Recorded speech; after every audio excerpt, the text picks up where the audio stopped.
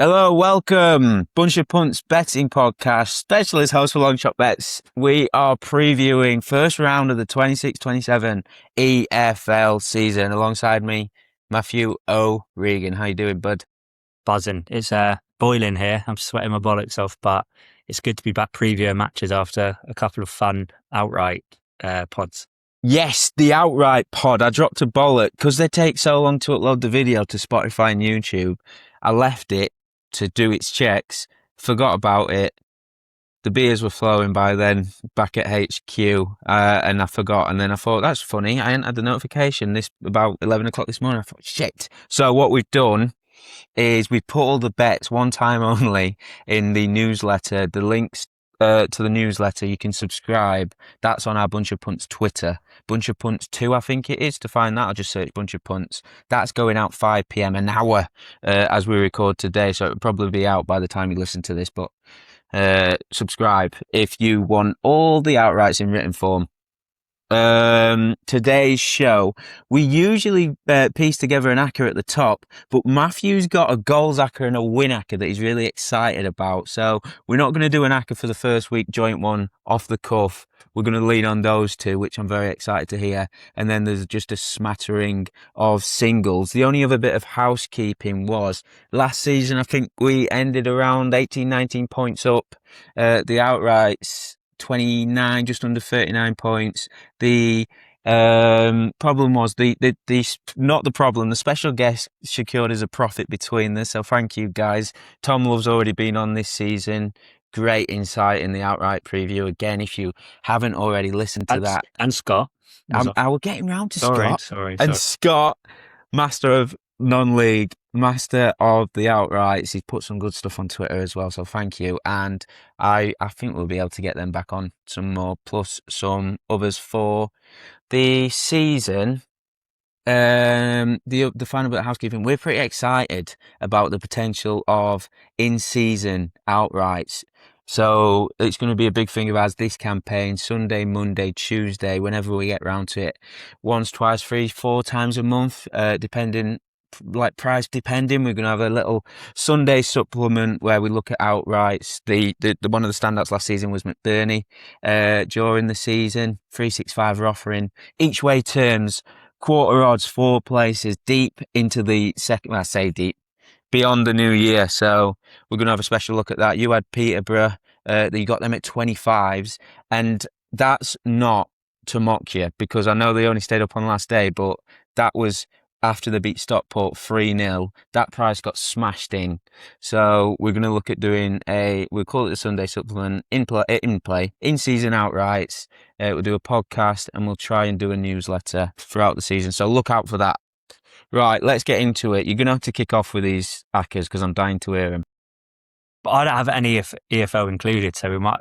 Do you not want to kick off EFL and then get into non-league, or should we just spread it?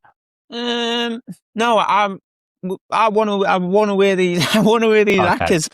Tell me about these accas, please. So the first one, goal acca, it comes in at 18-1, all non-league.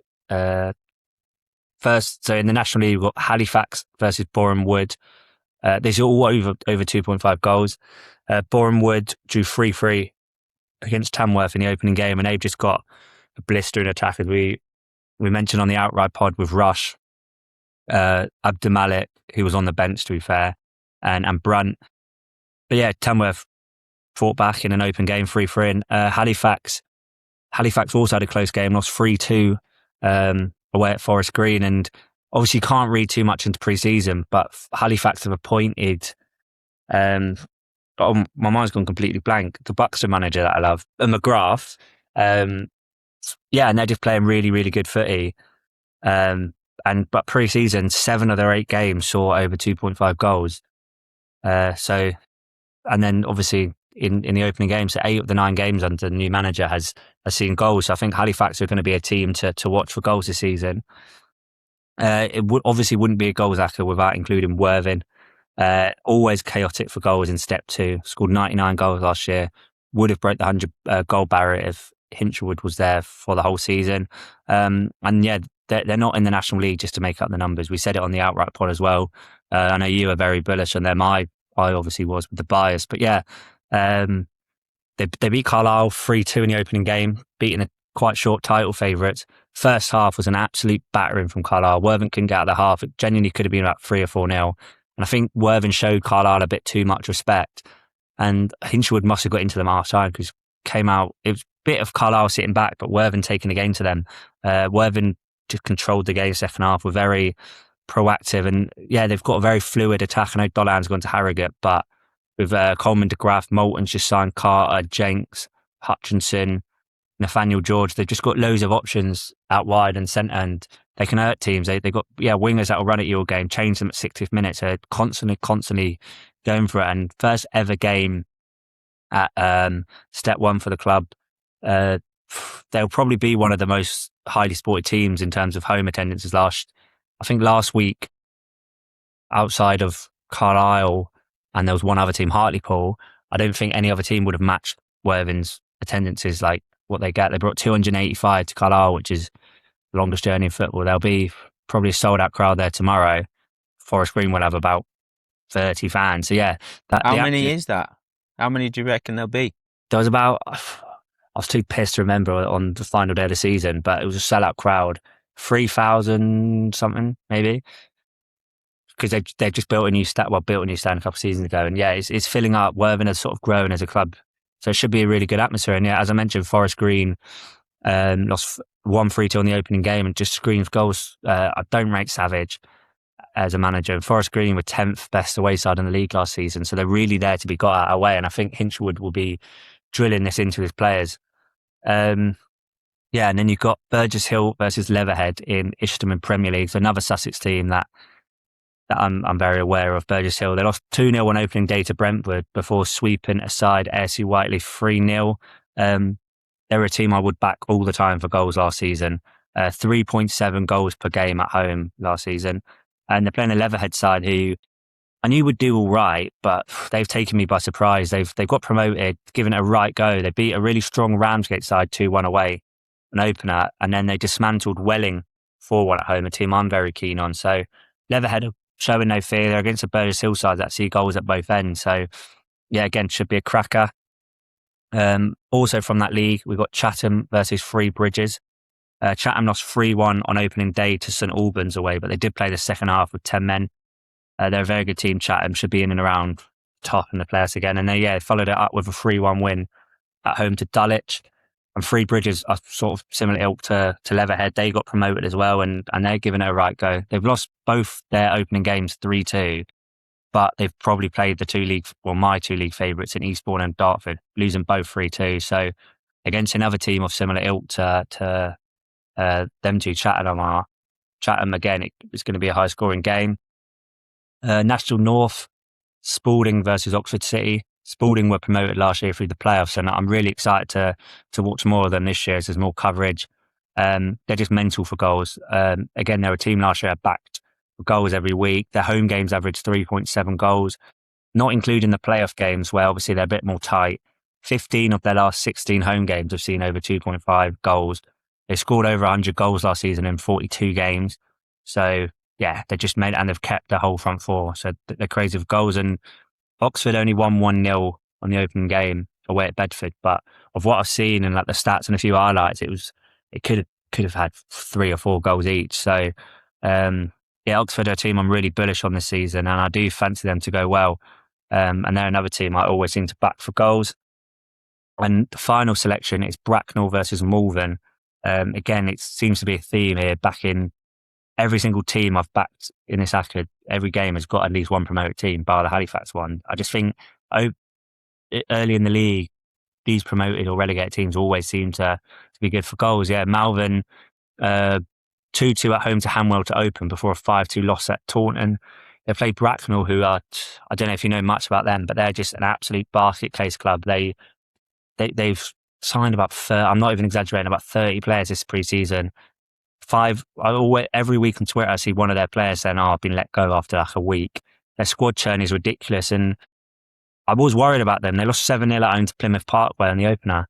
And then they followed that up by beating the league favourites Gloucester 3-2 away.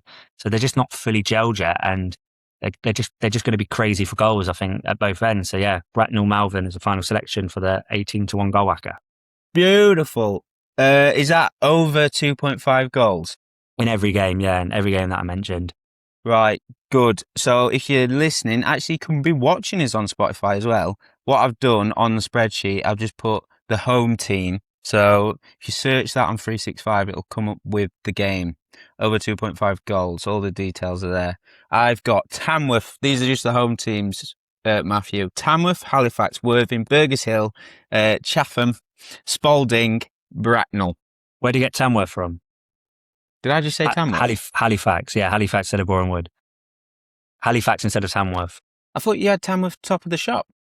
No, Tamworth played Bournemouth last week. Halifax. That'll teach me. I weren't listening. So try that again. Halifax, Worthing, Burgess Hill, Chatham, Spalding, Bracknell. Yeah, perfect. Right. All right. I'll tell one of my bets. Just break it up, and then to be honest, I'm just padding while you get your breath ready to hear about the Winacker. I'll start at the end. This is probably my second favourite bet. Oh no, actually, I'm going to talk about Bromley as well. This is a good bet. I like it a lot. Cardiff v Wrexham on Monday. Welsh derby, first in the league since, I want to say 2004, but I ain't got any notes, so this is all off the dome. Anyway, Ben Whiteman's just signed for Wrexham about 9 days ago. He didn't play against Borough in the first round of the EFL Cup, but he's only signed 2 days before that. And Wrexham, as we all know, are ridiculously stacked up front, and they're pretty stacked in the centre of the pitch, which is where Ben Whiteman's going to play if he does. So this bet, him to be carded 100 to 30, 10 to 3, 4.33 with bet 365. The beauty of it is, if he doesn't play, the good people at 365 will void it. So thank you, Denise. So there's no risk there. But he's 4.33. He got 10 cards last season. He got 12 the season before. Like, even based on his career cards per 90 average, like 7 to 2 would have been bang on the nose. But you look at his cards record when he's been at Preston, it rises to 0.26. But across the last 2 seasons, it's 0.32, which basically means, like, this price I was expecting to be 2 to 1. Like, you know what the bookies are like. They'll take a bit of tax on that average. So 2 to 1 wouldn't have been value, but that's what I was expecting.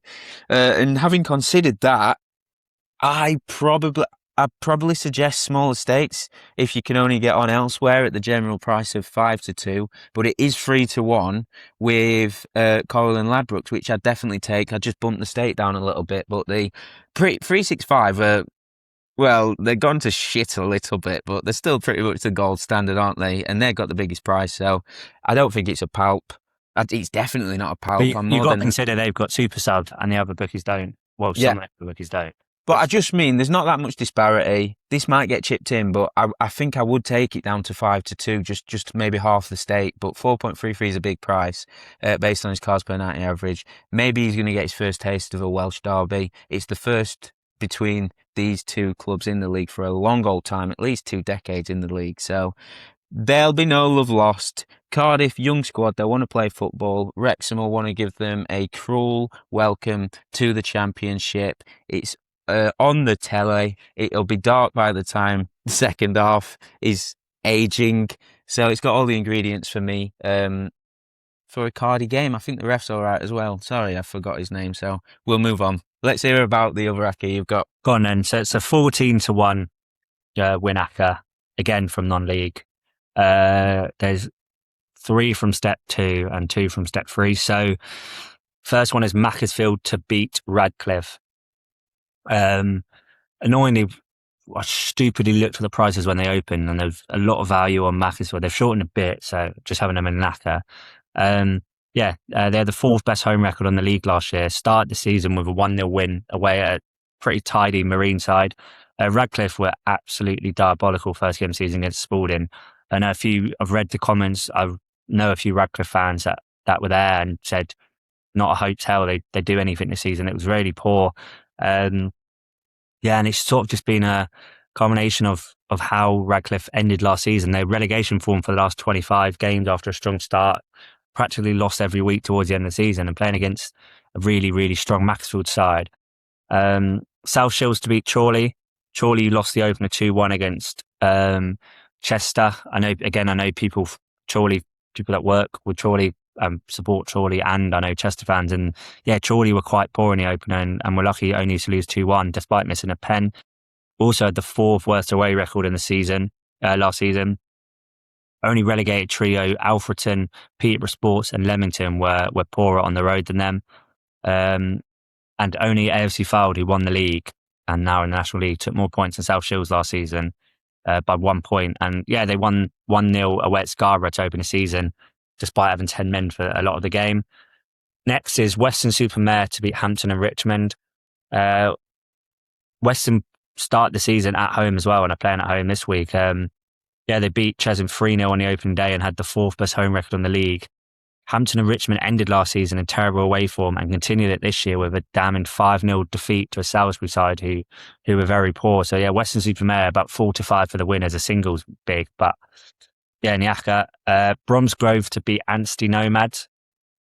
Anstey Nomads are no mugs. They secured promotion under the Rowley goalie Conrad Logan and David Nugent as his assistant. They've drawn 1-1 in both games to start the season against 2 mid-table clubs, and I think that may be around the level they'll be this season if they carry that up. But yeah, they play against a Bromsgrove side who are different beasts this year. Again, they were a team me and Scott were really keen on pre-season. They've signed 7 or 8 players from Hednesford and who won promotion out of this league last year, and they have a front two of Jamil Matt and Jake Jervis, which for step 3 is sort of a luxury. And Bromsgrove have 100% record to start the season, winning 3-1 and 2-1. So again, they should fancy their chances beating a newly promoted team. And the final one is Housekeeping. I never get the pronunciation right. To beat Bishop Stortford. They were poor in their 1-0 loss to Bury Town, and sort of they're big clubs at this level. A lot of the fans are unhappy, but they didn't play midweek, whereas a lot of the teams at this level did. They're the 5th best home record in the league last year, and they averaged 2 points per game in front of their fans. Lost in the playoffs 1-0 to Spalding, but they should be right up there again this year. And Bishop Stortford are terrible. They lost a couple of their best players. Their goalies went to Chelmsford. They've lost a couple more, and they drew 0-0 to Banbury at home before a 3-1 loss at Leiston. And their last away win came early January. So yeah, Bishop Stortford are very poor. So the fivefold: Macclesfield to win, South Shields to win, Weston-super-Mare to win, Bromsgrove to win, Housekeeping to win. 5 home teams, 5 favourites. So nice and simple. Nice and simple. Instead of one, I could have got 2 for you this week. I'll leave the Saturday 3 o'clock till last. The next bet I've got comes from Bramall Lane, 5:30 kickoff on Saturday evening. They host Birmingham.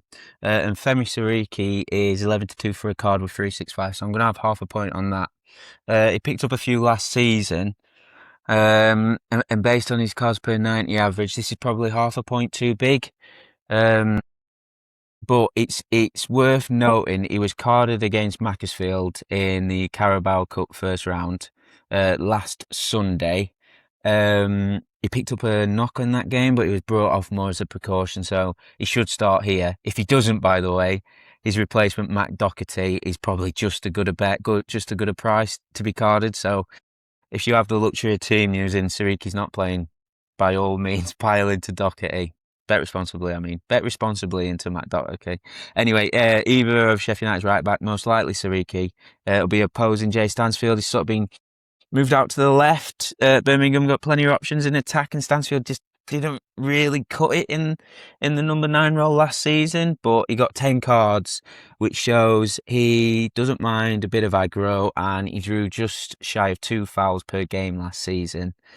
And in these fixtures actually been pretty cardy recently. When they met in the league last season, obviously 2 games, 12 cards, 2 of them reds. And again, classic cliche from me. It's on TV. It's in the evening. And genuinely, I think if it's an evening game on telly, first game of the season, so it applies for the Welsh Derby Monday, applies here. The fans are so buzzing. How good is a 5:30 kickoff on Saturday? All day drinking, watching the scores, gambling. 7 o'clock cans on the train. Lose your 3 p.m. acca. You're back in for the 5:30 responsibly, and then Bob Strungle. So it'd be rowdy, is my point. Yeah. And everyone will be playing up for the Sky cameras. So I think it's a good opportunity to take Sariki at a good price, 11-2 the bet. But again, if you check team news, Dockett is playing, have him. I think he were 100-30 with the same firm, 365. So I'll be tracking it as Sariki, by the way. But yeah, two options there. United should play Sariki. Where are we going next? Southend Scunthorpe, is it? Yep, and I got a goal scorer prize here, and it's one I wouldn't have expected to been back in this season. To be fair, I can't. I don't have it to hand how many goals he got last season, but in my mind, he wasn't sort of that big a goal scorer. But watching the highlights, Southend Scunthorpe, and sort of seeing the heat maps, Leon Chambers Parallon played a lot further than anticipated. Kieran Dyer. Southend seems to be playing really fluid football in the one game I've seen of them. Pre-season friendly, they look good. He's highly rated from his time as assistant at Chesterfield. He's well respected in the youth academy coaching Kieran Dyer, and he seems to. I've got them playing away, and Chambers Parallon is one of Southend's best player, and he played more advanced, like sort of in the left, drifting in, and scored a really good goal, taking it past a few and putting it bottom corner, and yeah, he scored. And he missed absolute sitter. You need to see it. It's probably, I don't doubt you'll get a miss as bad as that this season. Sort of isn't doing his case very good, but yeah, it means he's in the right positions, and he's 4 shots. He's 4.75 for a goal, and 33-1 for a brace. So I'll be having a point on the goal and half a point on the brace. Lovely stuff. Next for me, obviously, because Barnsley welcome Bromley. And to be honest, Are you going? yes, I'll be there. Away end? I'll be there. No, press box. I'll be annoying all the loyal Barnsley I follow fans who hate me. But yes, Bromley are just so good. I talked about him in the outright preview, so sorry about that. I love Andy Woodman. Direct style of play makes them tough to beat. I'm sure they've only lost 8 games since they in 2 seasons in the EFL by more than a 1-goal margin. Went unbeaten at home last season. Was more than competitive on the road. The only issue with how they'll adapt to life in League One is scoring goals from open play. They only got 25 last season, so they'll need to find a way to score more goals from open play, I think, if they're properly going to kick on this season. But the signings they've made make me think they perhaps will do that, not least Ethan Archer, who is a very, very good player for the level. Set plays goals, no problems there. 31 last season, and I was at Oakwell last weekend for the game against Wigan. Wigan had a lot of high quality chances, but although the eye test and the stats were slightly different, but I do know Barnsley's one of Barnsley's many shortcomings defensively last season was set pieces, and apparently, according to the data, Wigan had over 1.5 expected goals generated from set pieces. I only remember, I can't remember which centre back it was, but he had a decent stooping header. And it looped up, bounced down, looped up, and it was sort of tipped over the bar relatively easy. They looked threatening from set pieces, Wigan did against Barnsley, or Barnsley looked vulnerable to take it into this game. But I don't remember it being quite as drastic as that, but you can't ignore the data. And with Bromley in town, I think Omar Shawumni, this is going to sound stupid, but I wouldn't take the 15-2. I wouldn't have a point or half a point on that because I'm a bit disappointed to see it under 10-1. But 365 have gone 100-1 for him to score a brace, so I'm having a quarter point on that. And it sounds ridiculous because how can him to score be not big enough, but him to score 2 be too big or worth taking? And there's probably an argument that it's not, but all the other bookies you normally get it a lot shorter. If someone's 15-2 to score, you normally get the brace at shorter than 100-1. Thank you. I knew it made sense, but it just sounded ridiculous when I was saying it. So it is ludicrous, centre back to score 2, but he was so good last season, scored a lot of goals. He ended up going off 4-1, 9-2 to score goals. So maybe the 17-2 jump up in price isn't that bad, but I just don't want it. I just don't think it's big enough. I'm reluctant to take a centre back under 10-1 to score any time, but I was just looking then. JJ McKieran, same price as our boy Shawumni to score 2 goals. What is he? Oh yeah, he's 100-1 as well. Anyway, I've also having Bromley to win to nil.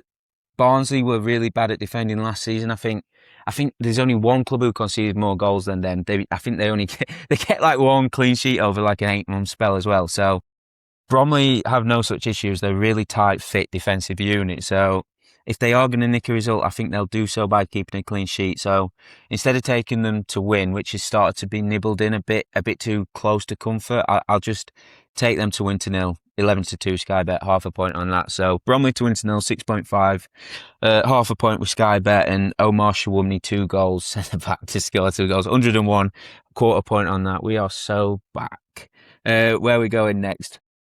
Yeah, if you're not already bored of me and Worthing, I think you will be by the end of the season, because obviously them getting promoted means you can back goal scorers, and especially lower league, if you watch it regularly, you sort of know what's sort of overpriced and underpriced. Like obviously as a regular home and away Worthing last year, Teddy Jenks, 7s to score and 81 for the brace. He just it's one of them. Bearfield Survive always do get some stupid prices. Like you see someone that's not even going to play it like even to score.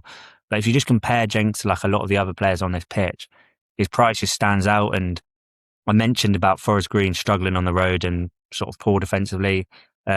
Obai, who they signed from Kidderminster, really good defender, is out for this game. So Forest Green will be weakened defensively, and I just think there'll be goals for both sides. And Jenks, he played in the same England youth team as players like Cole Palmer, Morgan Rogers, was sort of predicted to be like a big thing when he was at Brighton. Yeah, he's a really good player, and he's had spells at Aberdeen in Europe, and he was actually at Forest Green, but he's back on the south coast at Worthing, sort of to rebuild his career, because he's bound for an EFL career, but for now he's back here, and he's sort of a big, strong, strapping centre mid, but he's played a sort of like a box crushing 10. I noticed it against Carlisle. He wasn't really involved in Carlisle, but again, it was a game Worthing on the back foot for the first half. But yeah, now they signed Aguiar and Wadham, both return to the club. Both of them will be sort of deep line players conducting the play. And Jenks is just sort of, in that traditional box crashing 10 role that's becoming more and more popular these days with Bellingham, McTominay, that Hal Hinshelwood plays for Brighton. Jenks is in that role, and he got 13 in 35 last season, obviously league below.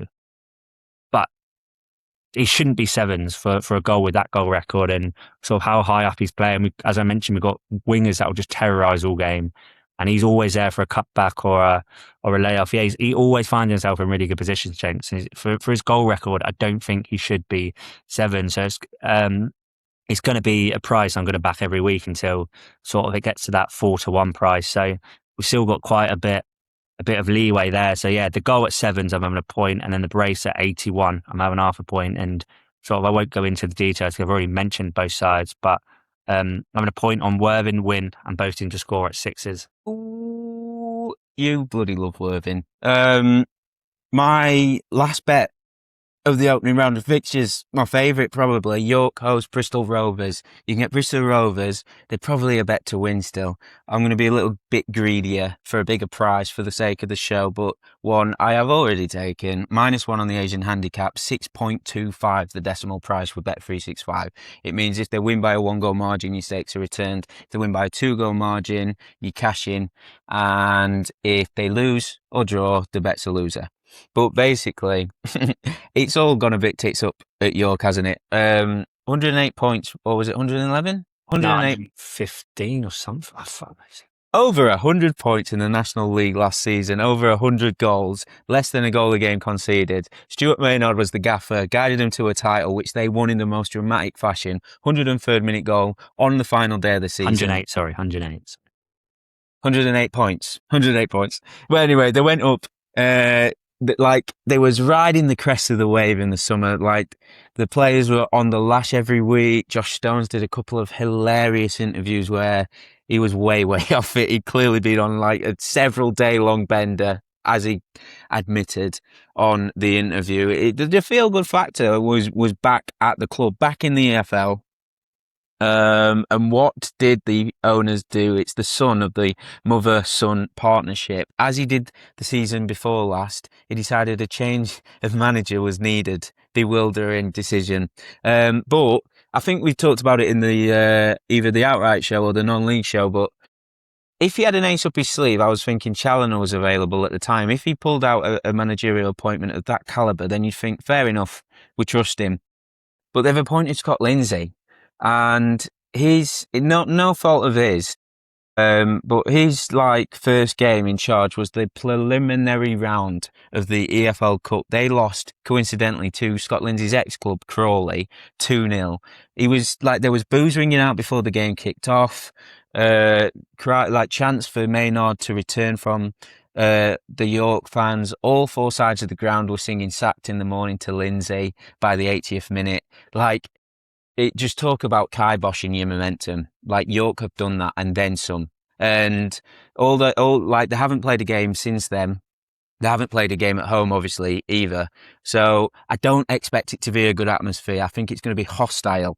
The other thing to consider with this bet is new boys, the non-league boys promoted to the division. They don't make as good a start as you'd expect them to make. York have immediately gone towards the top of the betting, as did Chesterfield a couple of seasons ago, as did Barnet last season, and as did Wrexham and I want to say Notts County as well in 23-24. But Wrexham only won one of their opening 7. County lost their first 2. Bromley lost their first 3 of their opening 5. Chesney only won one of their opening 6. Oldham didn't win any of their first 8 games, and Barnet lost their first 3.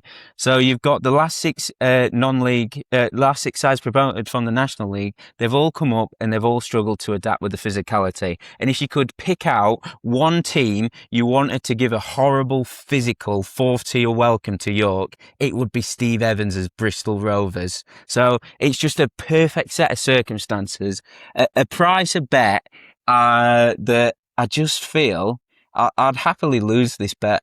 I'd happily lose it. I'd have no guilt. I'd have no ill feeling. I'd have no post-bet regret backing this price at 6.25. Bristol Rovers, the -1 handicap. I just think the circumstances are perfect. And on the National League new boys, I just reeled off all the stats about how they start slow.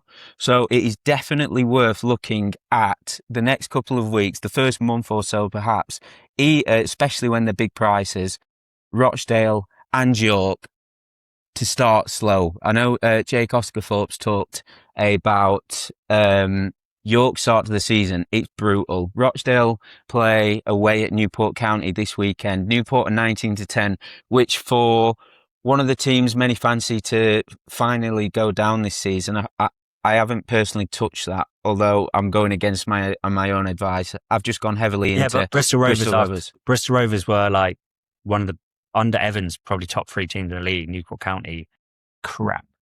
Yep. So I think instead of splitting your stakes by getting against both Rochdale and York, I think if you want to, I would just ignore Rochdale unless there's a cracking price in the upcoming weeks and just focus heavily on York, because I could see Lindsay going before the first international break. It's worth pointing out as well. Sorry to keep going on, but in the interview after that Crawley Cup game, the preliminary round, his interview went down like a lead balloon. He was asked what he thought of the chance. It is what it is. He sort of shrugged. His demeanour fell off. If you watch it, I think it's available. Just to search for it. It's iffy. And the York fans weren't particularly happy, obviously. And as you said, Matthew, the Gas finished last season like a house on fire. Unbeaten across the last 9, they won 8 of those, and they won 10 of the last 13. They're fancied by many to take the league by storm again. So I'm really excited about this bet. Probably my nap of the opening weekend. 1 point, Bristol Rovers -1 handicap, 6.25, 365 for their trip to York. Yeah, I just think York are it's so odd. I wasn't sold on the Maynard appointment for York, especially getting rid of Hinchelwood. But they got it spot on. But did you see, apparently Lindsay had talks with York beforehand, whilst he was at Crawley. So surely as a York manager as well, chairman, you see how sort of snide he was towards Crawley, leaving every chance he got. Why would you appoint a manager like that, especially with such a bad record? Yeah. Yeah, his interview as well, he said something, obviously it's terrible. He had something really bad, personal, which was obviously awful. But why bring that up on a post-match in your post-match interview if it's just going to make it even spikier? It's a shame because when I was doing my like pre-season predictions, I had York like right up there to do back-to-backs, but had to completely drop them down. Yeah, on that. So if it does go as disastrously as we seem to think it'll go at York, then it's one of the teams I've got earmarked to, if they have a managerial change, to take them then top 7, Yeah, top they 3 could. I think title. they'll drift. I think they'll pound for pound. They probably got the strongest squad in terms of depth in the league. I'd say. Yeah. Maybe outside of Salford, but yeah, I just can't be having them at these prices. But if they lose 4 or 5, because it does in this league, it doesn't take a lot to motor up the league. Because it's such a crap league. Everyone beats everyone. If you put 5 or 6 wins together, you're right back in the mix. So yeah, just look at York is one to back in play, I think. Just look at Donny a couple of seasons ago. So while we're on it, we may as well just carry on for a sec. Rovers, first game, Rotherham, down from League One. They made a couple of good signings at the New York Stadium. Then they've got Exeter, another relegated team at the minute. They've still got Wareham.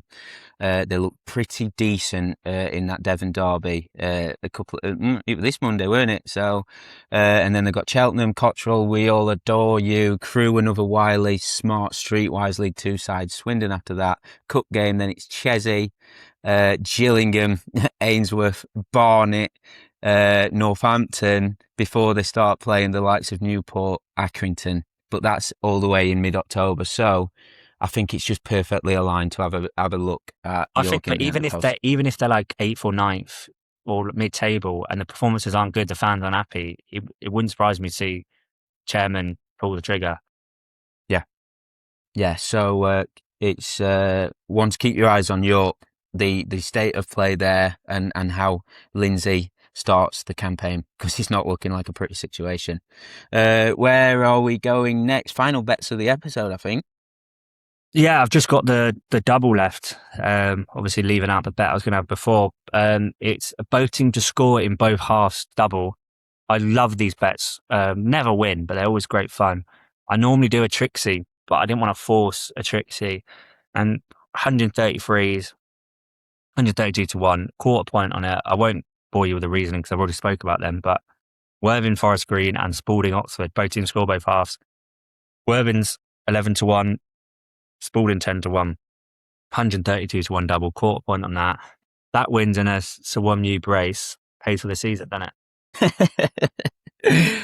Oh, God, yeah. So that's everything. First weekend back in the EFL. So we got the smattering of non-league picks, few from the EFL from across the weekend, couple of 100+ to 1 plays each. Instead of recapping all the bets, I'll just put the screenshots of them at this point, which will be on the Spotify and YouTube video. So head over to the YouTube channel. If you can't see them on Spotify, they'll be at this point in the video. And we will be back next week. Premier League starts as well. Probably not next week. I'm in Tromsø. Of course you are. We'll be back when we're back. Best of luck. Actually, thank you for your time, Matthew. Pleasure as always. Best of luck with all your selections this weekend. Let us know what you're on in the comments and what selections you like, what selections you hate. And we'll catch you on the Flip Day Flip.